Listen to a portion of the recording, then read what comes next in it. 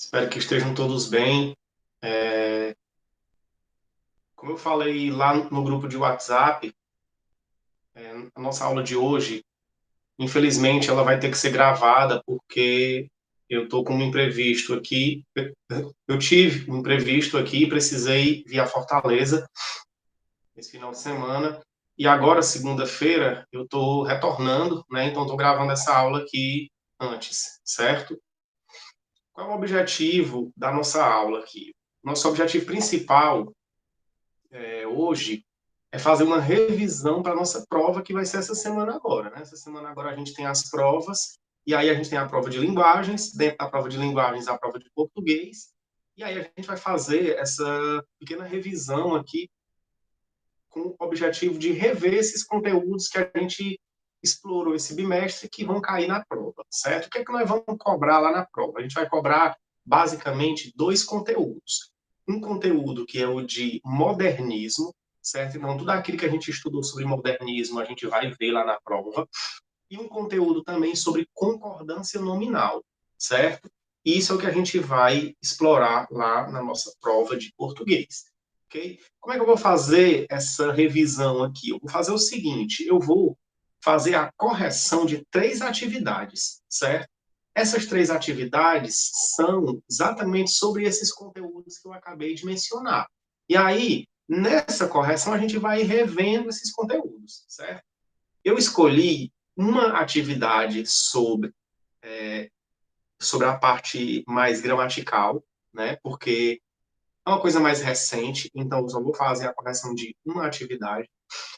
E duas atividades sobre modernismo, porque já faz um certo tempo que a gente viu, então é interessante que a gente reveja um pouco melhor essa parte de modernismo, ok? Deixa eu apresentar a minha tela aqui e aí a gente faz essas correções.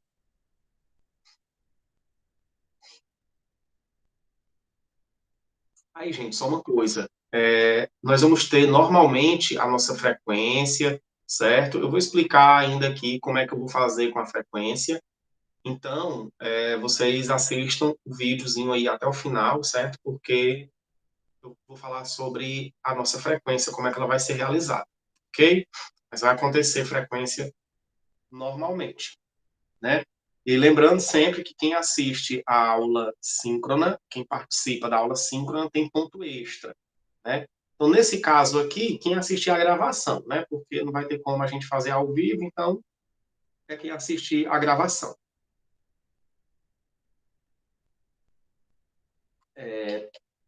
Então, a nossa primeira correção é essa atividade aqui que a gente fez dia 7 de maio, certo? Essa atividade que foi feita dia 7 de maio, ela era sobre modernismo.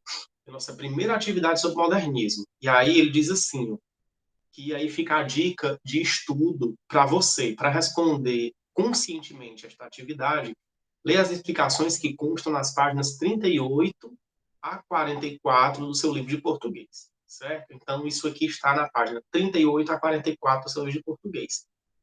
A gente sabe, se não, acho que eu já até falei sobre isso com vocês outras vezes, que as nossas provas agora elas são, a gente pode dizer, provas pesquisadas, certo? Você pode estar com o seu livro aqui respondendo a prova sem problemas, né? Então, é bom que você dê uma lidazinha antes e tudo mais, e você se prenda, digamos assim, a essas páginas aqui, quando você for estudar sobre modernismo, página 38 a página 44, ok?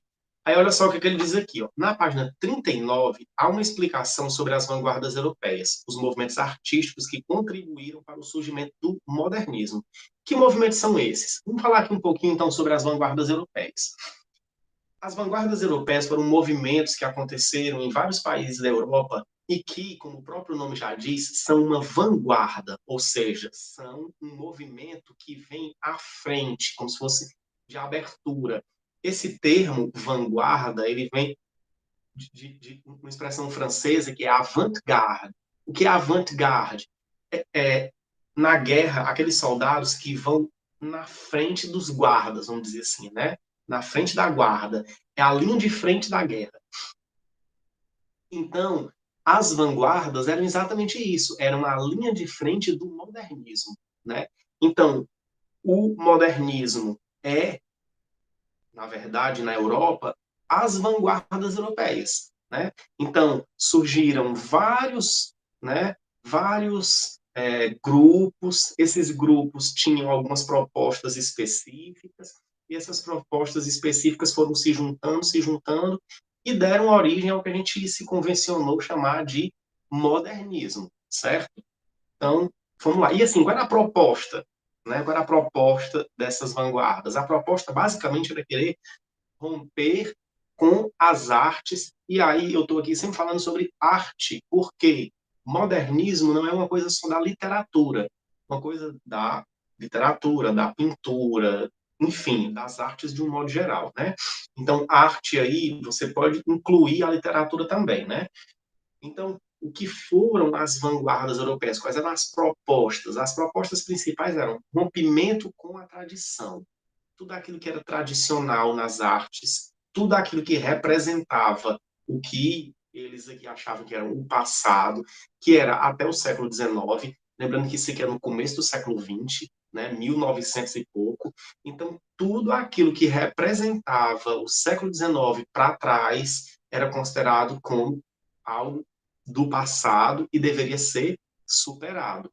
E aí, por exemplo, se a gente pega a pintura como exemplo, na pintura, o que, que era do passado? Aquela pintura que a gente chama de figurativa, que é realista, que é uma pintura que retrata uma paisagem, que retrata uma pessoa fielmente, né? As vanguardas vêm trazer o quê? Vêm trazer uma superação disso.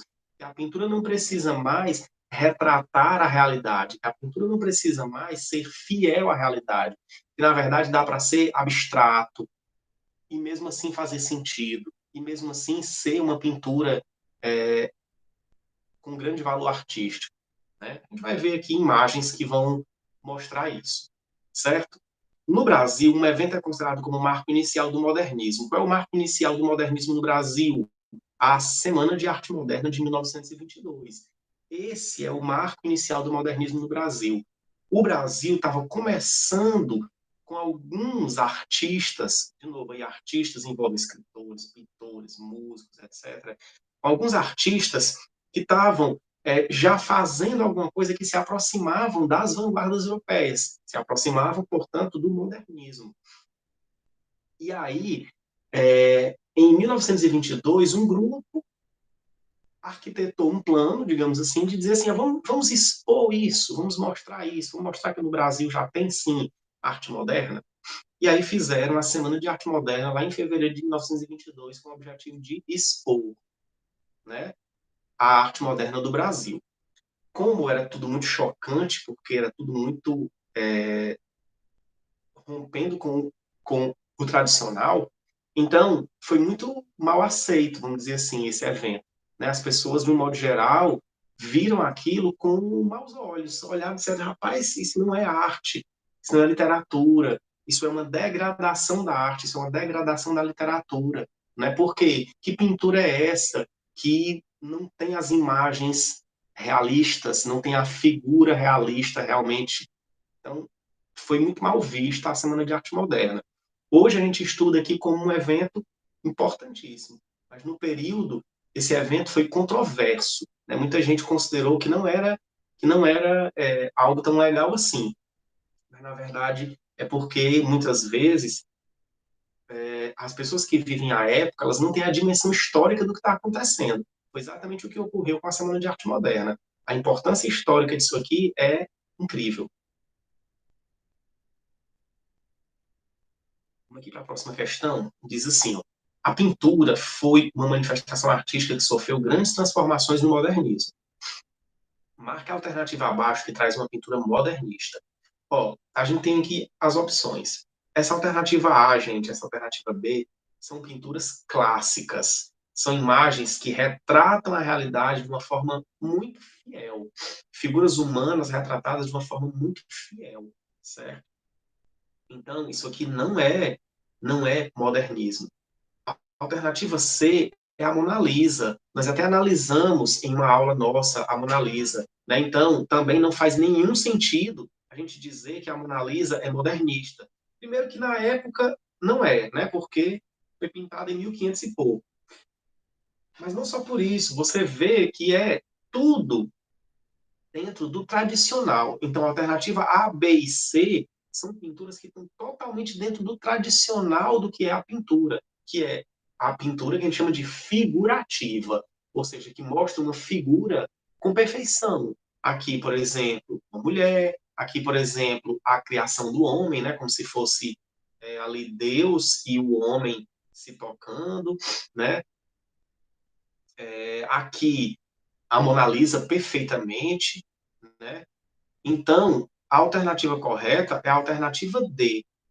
Esse quadro aqui é um quadro modernista. Você pode perceber que essa imagem representa mulheres, mas são mulheres que não são pintadas de forma figurativa, realmente, porque elas não estão representadas da forma tradicional, que é um ser humano. O ser humano não é todo quadrado, todo angulado desse jeito aqui, né?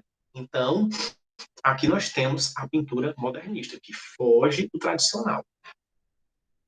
Aí aqui diz assim, ó, leia o tópico que está nas páginas 41 e 42 sobre movimentos e manifestos para responder às duas próximas questões.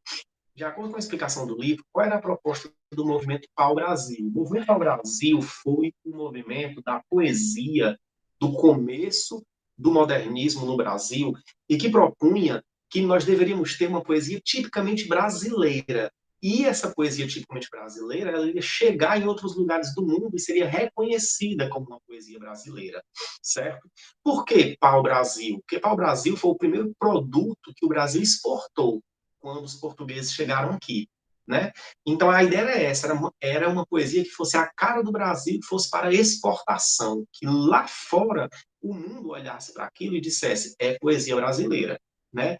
E quais eram as características dessa poesia brasileira? Primeira coisa, havia um nacionalismo, certo?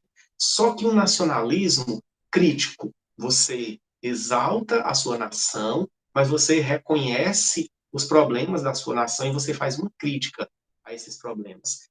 Havia também uma tentativa de rever a história, muitas vezes, porque, na época, a história era contada como se os portugueses fossem grandes heróis que chegaram ao Brasil e exploraram nosso território, e trouxeram a cultura, e trouxeram a civilização.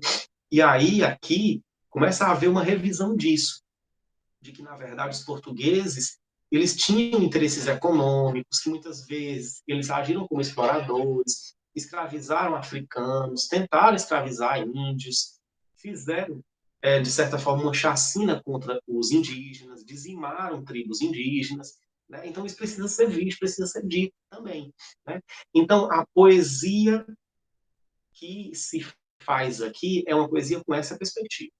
Okay? Qual dos movimentos culturais abaixo se opôs ao movimento pau-brasil?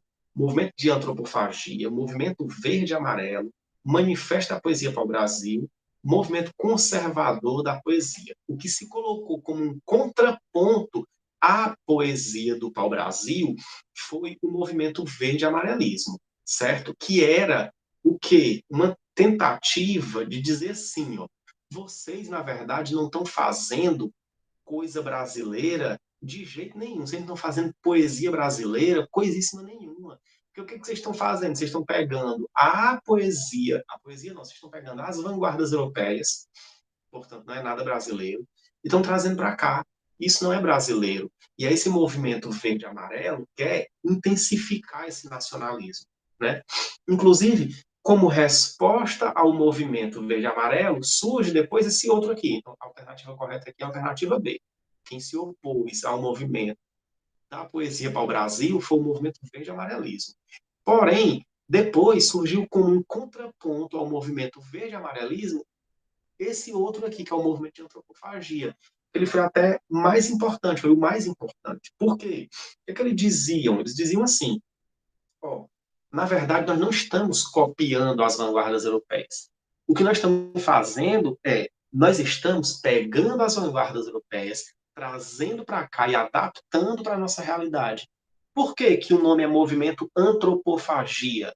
Porque a antropofagia era um ritual que algumas tribos indígenas tinham aqui no período em que os portugueses chegaram, que era um ritual que era o seguinte: em uma guerra, se um prisioneiro, se um guerreiro de outra tribo fosse preso, o que é que eles faziam? Eles só matavam? Não. Eles matavam e eles se alimentavam da carne daquele guerreiro. Porque eles acreditavam que as forças daquele guerreiro passariam para a pessoa que está se alimentando daquela carne. Era como se fosse um sinal de respeito à tribo rival, né? Então, eles pegaram essa simbologia e adaptaram aqui para a cultura, para as artes, né? Então, o que era a antropofagia? A antropofagia era pegar o que vem de fora, por exemplo, as vanguardas europeias, trazer para o Brasil e adaptar a nossa realidade, aproveitar, né? Aproveitar o que fosse importante para a nossa realidade e aqui fazer uma outra coisa nova com essas vanguardas europeias. Essa foi a proposta do movimento de antropofagia, que acabou sendo assim um grande movimento do modernismo, da primeira geração do modernismo, ok? Então, finalizamos aqui a correção dessa atividade, a gente vai passar para a próxima atividade, que é a outra atividade sobre modernismo também, certo? Que é essa atividade aqui que foi realizada no dia 18/5, ok? Mesma coisa lá, aquelas mesmas páginas, página 38 a 44. E aqui, desculpa, gente. E aqui ele deixa uma dica bem interessante que serve para você também quando você estiver estudando. Diz assim, ó, para responder essas questões, leia atentamente o quadro verde da página 39, que é um quadro verde que é importante para as explicações importantes. As explicações da página 40 a 42 e o quadro arquivo da página 44. Gente, esse quadro arquivo da página 44, ele é sempre um quadro muito importante nos capítulos de literatura. Porque lá na última página do capítulo de literatura, sempre vem um resumo geral do capítulo, certo? Eu até deveria ter aberto o livro aqui, mas acabei não abrindo. Mas lá na página 44 você encontra esse quadro chamado arquivo. Em alguns capítulos ele é verde, em outros ele é amarelo, mas acho que às vezes ele é azul também. Mas é um quadro importantíssimo. Em todo final de capítulo de literatura tem esse quadro chamado arquivo. Muito bacana, certo? Aí aqui tem também as nossas aulas síncronas, que caso a pessoa não tivesse assistido, poderia assistir, certo? E aí, pessoal, essa atividade aqui ela é muito assim, de reconhecer as vanguardas europeias. Eu expliquei na atividade anterior o que eram as vanguardas europeias. A gente vai passar agora aqui por cada uma delas, ou pelo menos o máximo possível por elas, corrigindo a atividade. A imagem abaixo é uma reprodução do quadro As Senhoritas de Avignon, de 1907, aquele mesmo quadro que estava na outra atividade, do pintor espanhol Pablo Picasso. Nesse quadro, Picasso constrói imagens de mulheres a partir de figuras geométricas. Qual era a vanguarda europeia que pintava a partir de figuras geométricas mais retas, mais angulares? Quem é que fazia isso? Quem fazia isso, e aí está aqui a imagem, ó, mais de perto, né? Quem fazia isso era o cubismo, certo? O cubismo é uma vanguarda europeia que consistia em trazer imagens de figuras geométricas para a pintura. Tá aqui, ó. Né? Você percebe que é tudo meio que quadradão, triangular, retangular, são sempre figuras geométricas de ângulos retos, certo?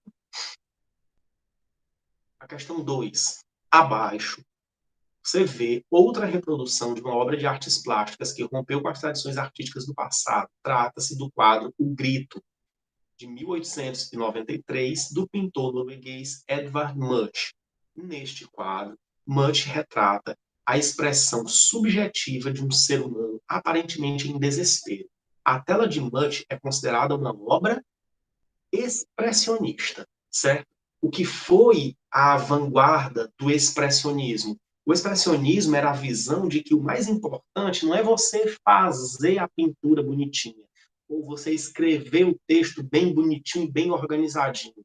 O mais importante é você se expressar, as expressões interiores, aquilo que você está sentindo ali mais intimamente, você tem que espontaneamente se expressar. Se você diz que o seu poema, se for, por exemplo, no caso da literatura, Se você diz que o seu poema tem que ser bem metrificado, bem rimado, o que é que você faz? Você quebra a expressividade.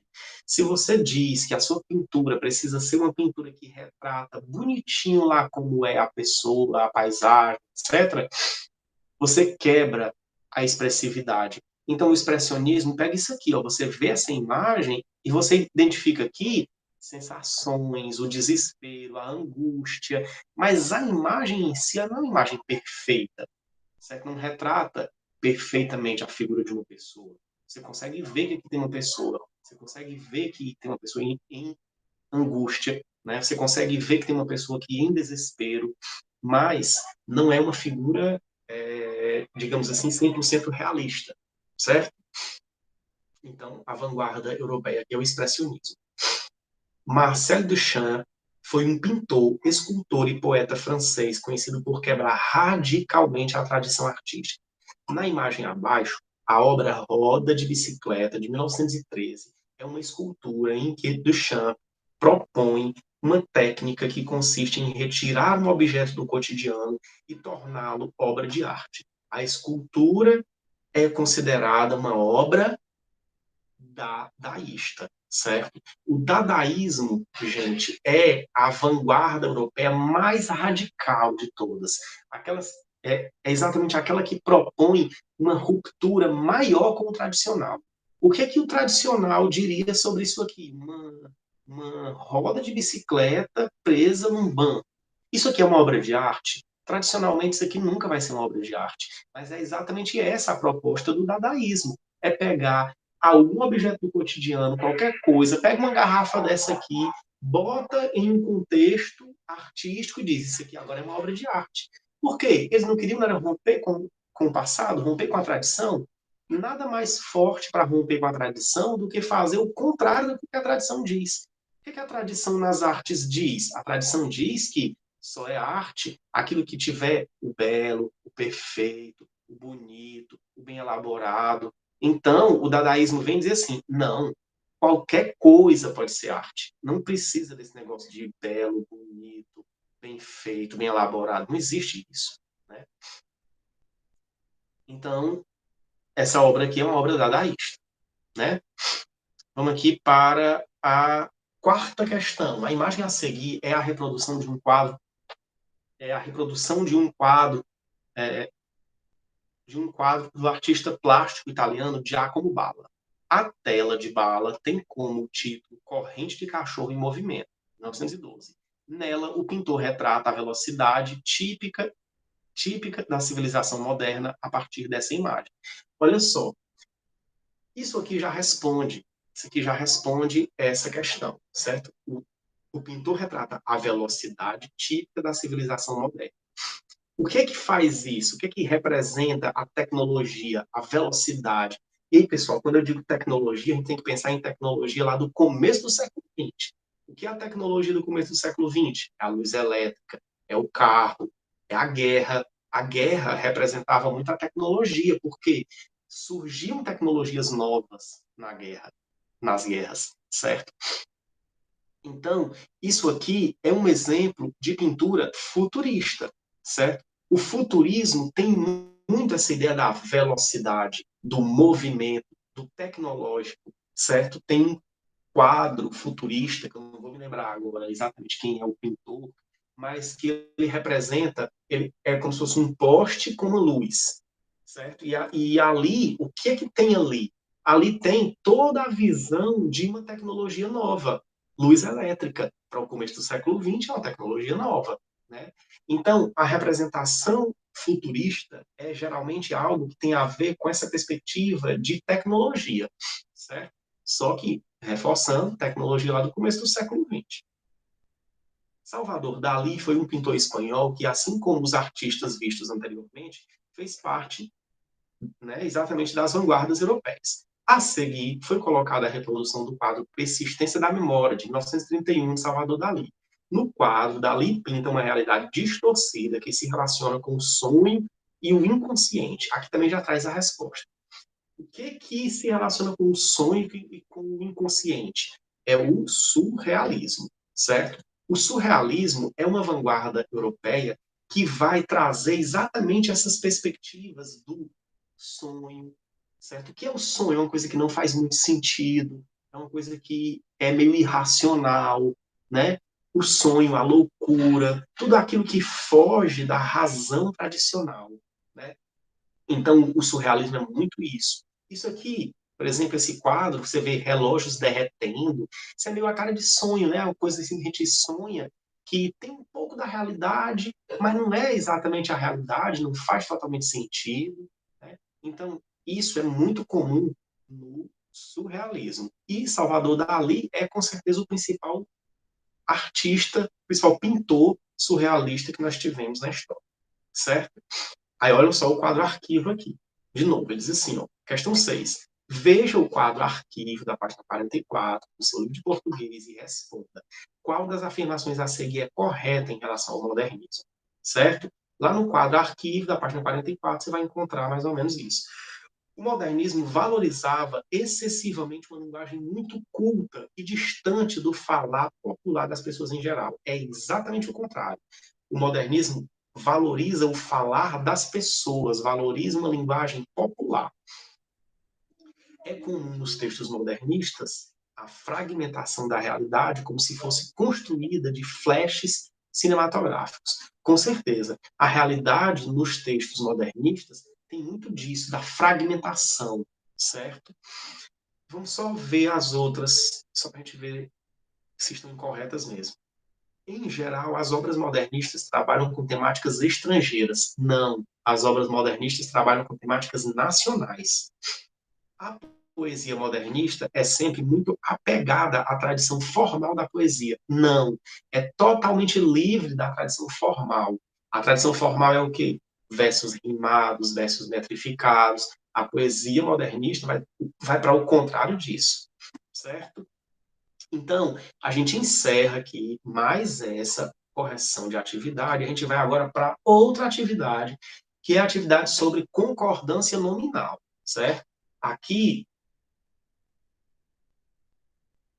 nós temos um conteúdo gramatical, certo? Que requer que você esteja lá com o seu livrozinho, quadro azul da página 53, como diz aqui na introdução da atividade.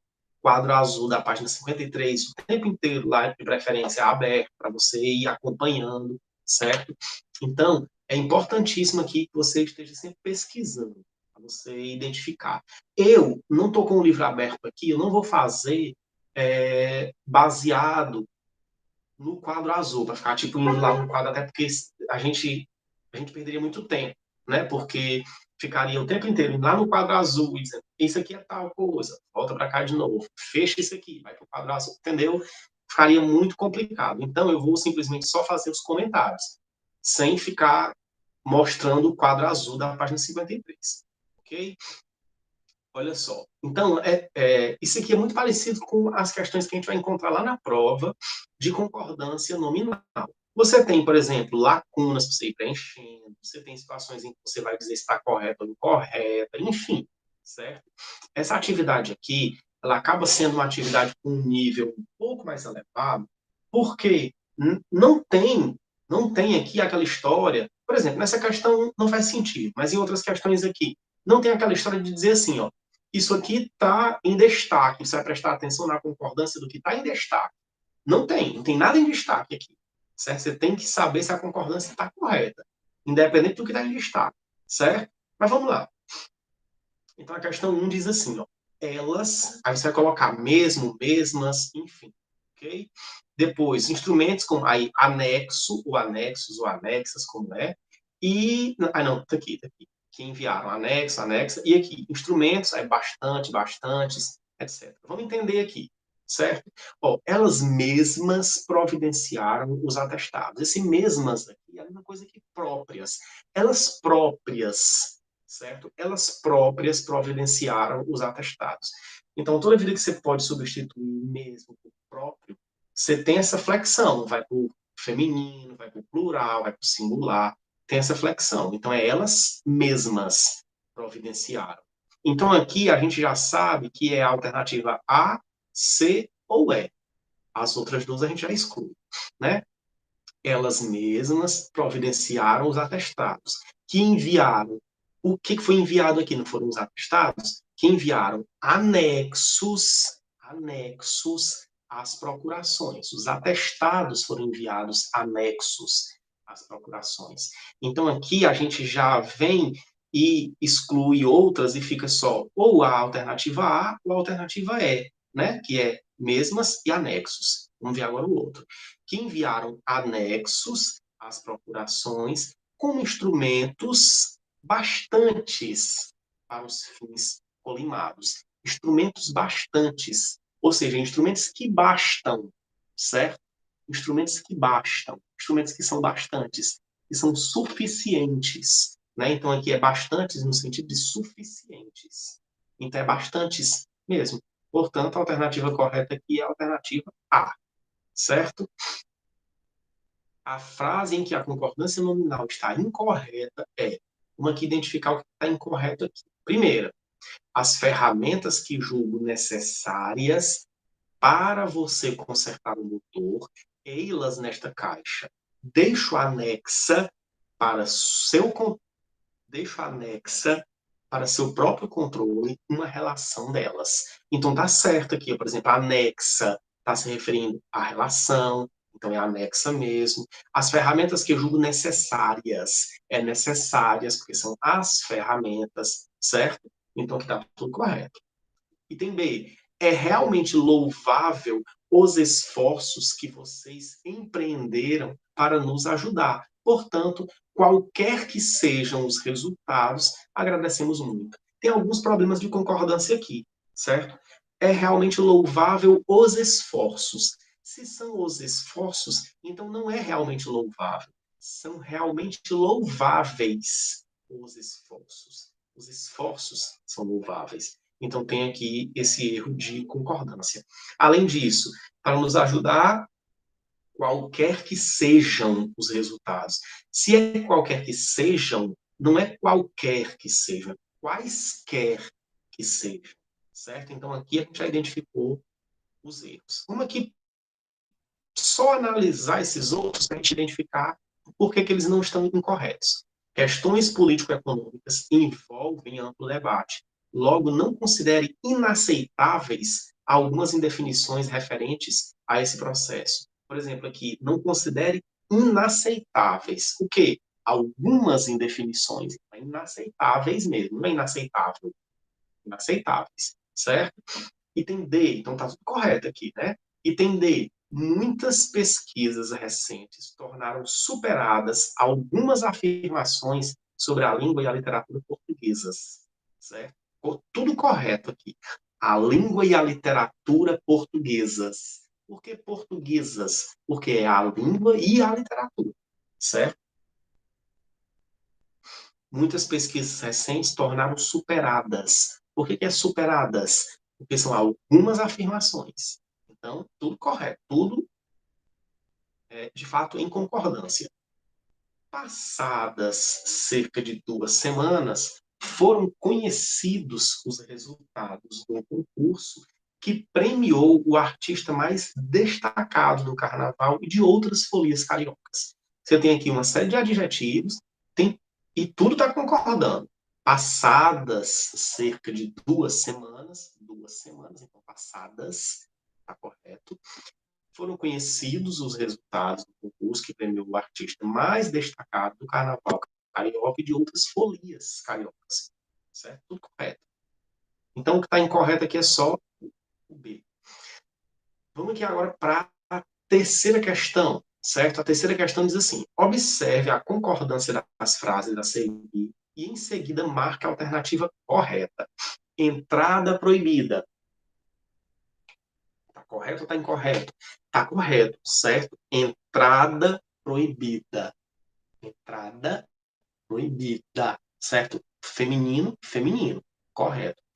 É proibido entrada, certo?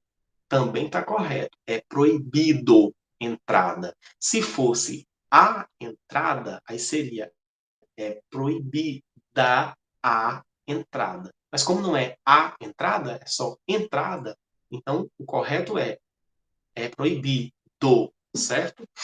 Aí, por exemplo, aqui nesse outro, ó, a entrada é proibida. Correto. A entrada é proibida. Correto. Entrada é proibido. Correto também.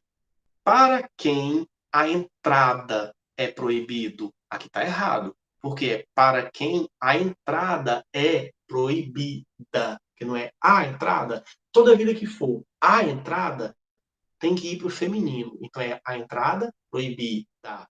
Toda vida que for só entrada, entrada, aí é no masculino, certo?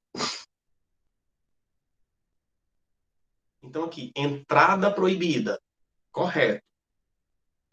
Eu me perdi aqui um pouquinho, mas vamos ver aqui. Ele diz assim, ó, a número 5 está errada. Vamos ver aqui se a número 5 está errada. Para quem a entrada é proibida? Pronto, aqui. Essa daqui. A número 5 está errada. 4 e 5 estão erradas? Não, porque 4 está correta. Entrada é proibido, certo? A 2 está errada, é proibido entrada. Não, a 2 está correta. Todas estão certas? Não, nem todas estão certas porque a 5 está errada. A 2 e a 5 estão erradas. A 2 está certa, a 5 está errada. Então, aqui, a alternativa correta é a alternativa A. A número 5 está errada. Por quê? Se é a entrada, tem que ser a entrada é proibida, certo? Para frente. Gente, tudo isso tem lá no quadro azul da página 53. Tudo isso, certo? Assinale a alternativa que preenche de forma adequada e correta as lacunas nas frases a seguir. Seguem anexas às cartas minhas poesias para você. Por que é anexas? Porque são as poesias que seguem. Então, se são as poesias, feminino plural, anexas tem que estar no feminino plural também. Então, correto. Anexas. A gente aqui já sabe que a alternativa correta é ou é B, ou é D, ou é E, né? Que as outras já não começam com anexas. Seguem anexas às cartas minhas poesias para você. Ovo e lula frescos, ovo e lula, ou fresca? Aqui, gente, tanto faz, viu? Você pode dizer polvo e lula frescos, se referindo aos dois, ou você pode dizer polvo e lula fresca, concordando com o elemento mais próximo, que é lula. Então, pode ser frescos ou pode ser fresca. E aí, vamos aqui ver quais são as alternativas que sobram. Como tem duas opções, frescos ou fresca, então, anexas, né? Anexas, fresca. Deixa eu ver aqui. Desculpa, pessoal, pode ser que eu tenha me enganado aqui. Eu vou voltar para o primeiro de novo, certo? Peraí, deixa eu ver aqui. Seguem anexas as minhas cartas. Seguem anexas as minhas cartas. Poesias é anexas mesmo, né? Polvo, anexas. Polvo e lula fresca. Pronto, pronto, pronto. Ótimo, é isso mesmo. Então, aqui é anexas, ok? Aqui pode ser fresca, se referindo só à lula, ou pode ser frescos. Porém, o que a gente vê aqui? Que não tem nenhum que comece com anexas e depois frescos. Não tem nenhum, anexas e depois frescos. O que começa com anexas é esse aqui, aí depois tem fresca. Anexas e frescas. Frescas está errado. Anexas e fresco. Fresco está errado. Por quê? Ou você bota frescos, concordando com os dois, ou você bota fresca, concordando só com Lula. Então, a gente já sabe aqui que a alternativa correta é a B. Por quê? Que tem anexas e frescos ou fresca, só tem a alternativa B. Vamos ver se completa mesmo. Polvo e lula fresca serão servidos no jantar. Para a matrícula, é necessária a documentação. Se ele diz que é a documentação, então é necessária. Se fosse só documentação, aí seria necessário. É necessário documentação. Não é documentação, é a documentação. Então, para a matrícula, é necessária a documentação. Então, o que está correto? certo? A alternativa correta é realmente a alternativa B. Desculpa a atrapalhação, é só porque aqui no polvo e lula caberia frescos, aí é correto se fosse frescos, e caberia também frescas. Ou fresca, desculpa, fresca, é só lula, certo? Porém, não tem nenhuma opção aqui que entre frescos e que seja correta, né? Não tem. Até porque a outra é anexas, e só cabe anexas mesmo. Então, a alternativa correta é a alternativa B, certo? Gente, e a nossa frequência? Como é que ela vai ser feita? A gente encerrou aqui a correção. Como é que vai ser feita a nossa frequência? A nossa frequência vai ser feita assim. Aqui na descrição, embaixo, certo? Você tem o vídeo e você tem embaixo a descrição. Na descrição tem o link da frequência. É só você clicar nesse link da frequência que você vai abrir aquele formuláriozinho que tem lá a frequência que a gente faz em todas as aulas, certo? Então, foi um prazer muito grande estar aqui. Desculpa, porque infelizmente a nossa aula hoje teve que ser gravada, certo? Mas foi um imprevisto que eu tive e aí acontece, ok? Então, tchau para vocês, bons estudos, boa semana e boas provas. E até mais. Cheiro!